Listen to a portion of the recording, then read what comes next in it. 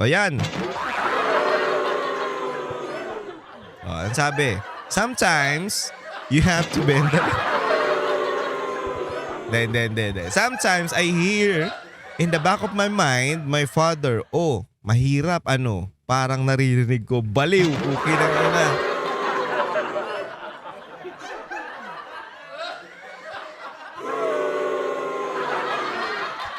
Baliw ang putya. Tsaka may panahon pa mag-podcast to si ano. Bakit hindi na lang yung podcast mo, gawin mong talk to the people kaysa pag-podcast ka dyan. Kagaya ng ginawa ni Pangulong Duterte, di ba?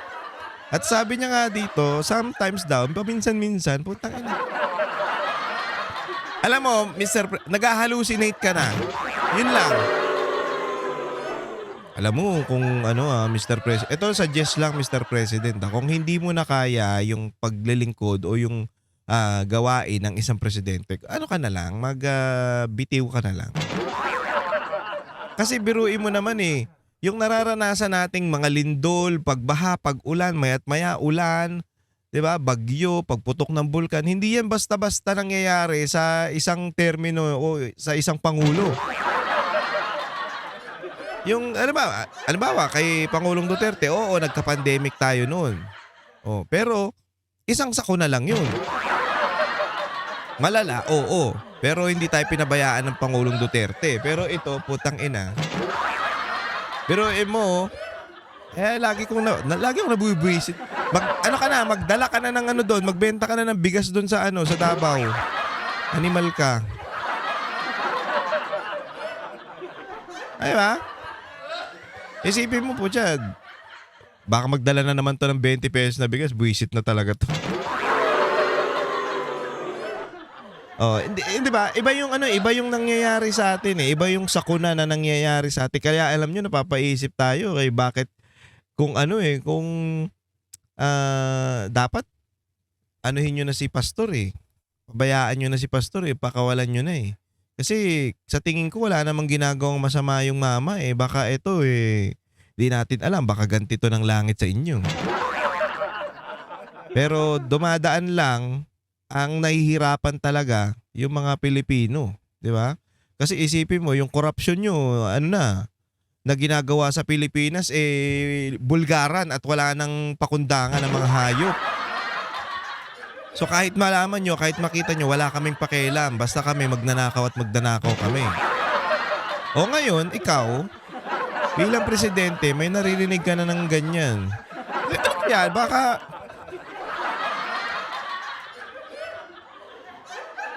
Ang sinabi lang dito, sometimes pakinggan nyo sometimes I hear in the back of my mind, my father. Oh, mahirap ano. Ano kaya ang sunod na sinabi ng nung tatay niya? Oh, mahirap tanga ka kasi Mahirap hindi ka kasi nakinig sa akin Mahirap ay di bumaba ka na dyan. Hindi kaya ganon mga banateros. Anak, mahirap no? Taputang na, bumaba ka na dyan.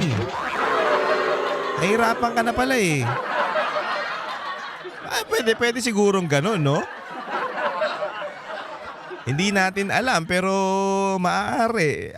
Kasi bitin Oh, mahirap Oh, ano yun? Oh. Ano sunod na sinabi? Oh, mahirap di lumakas ka na dyan. Wala kang silbi. Kakahiya ka. Hihiyang ka sa pamilya Marcos. Although sinasabi nila na ampun daw to, pero ewan ko.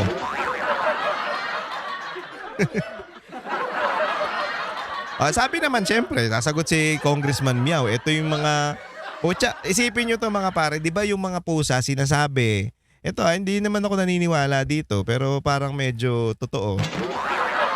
Yung mga pusa daw nakakaamoy ng bad spirit. So, sila daw, ang mga pusa, pag may pusa ka sa bahay, medyo parang sila yung bantay na magkaroon ng negativity dun sa bahay mo. So, etong si pusa, si Congressman Miao, yan nung papatalsik ng mga Unang-una si Romualdez, tapos pangalawa si Lacson. Kailan kaya ang presidente bababa dahil dito kay Pusa? Kalmutin mo kaya. Congressman Kiko, Congressman Miao, kalmutin mo kaya yan si Marcos nang lumayas na yan dyan. Sabi niya dito, ito ang problema namin sa'yo. Mas pinapakinggan mo ang multo kaysa sa taong bayan. Puta, ewan ko Dapat dalhin mo dyan si Ed Kaluwag para malaman natin kung totoo yan sinasabi mo.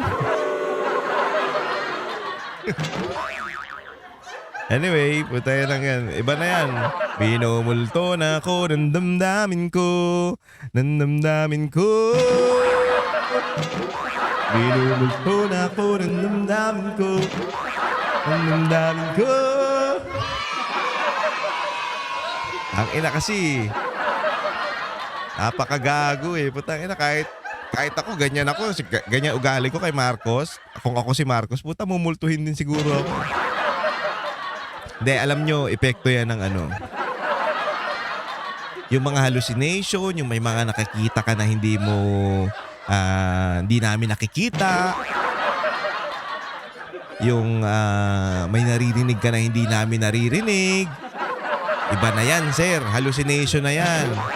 Alam mo, saan nakukuha yung mga ganyan? Sa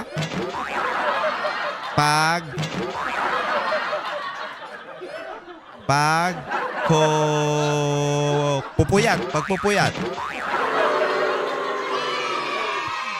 Kayo iba yung nasa isip nyo. Hindi yan sa sa puyat yan, sa pagod. Kasi ang Pangulo natin ay talagang dedicated.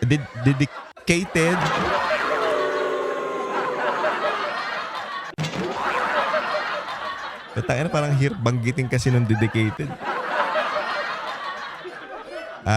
Ano pa ba? Ang Pangulo natin ay sobrang sipag. Kahit may hangover, pumupunta sa mga nasakuna. At kailangan magbenta ng bigas. 20 pesos per kilo. Ha? Kaya yung mga hallucination na nararanasan ni PBBM, hindi yan sa cocaine Kayo, sama ng utak nyo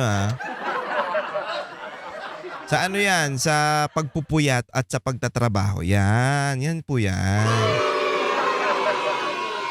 Ayun naman, masama nang nasa isip nyo.